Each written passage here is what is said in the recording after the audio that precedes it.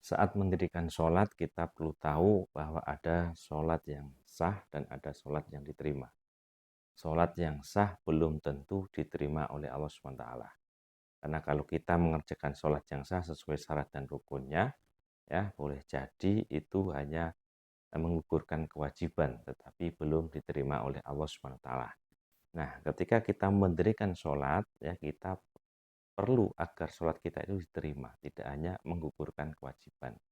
Nah, karena sejak jauh-jauh hari Rasulullah Shallallahu Alaihi Wasallam sudah mengabarkan kita, ya. Kita bacakan di dalam hadis, Innar rojula la yusolli sittina sanah wa ma tuqbalu lahu sholatan wa la'allahu yutimmu ruku'a wa la yutimmu sujuda wa yutimmu sujuda wa la yutimmu ruku'a. Disebutkan dalam hadis, sungguh seseorang telah sholat selama 60 tahun, tetapi satu pun sholatnya tidak ada yang diterima.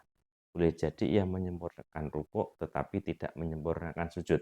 Atau ia menyempurnakan sujud tetapi tidak menyempurnakan rukuk. Nah, di sini Rasulullah mengabarkan kepada kita bahwa tidak semua sholat yang kita dirikan itu diterima oleh Allah SWT.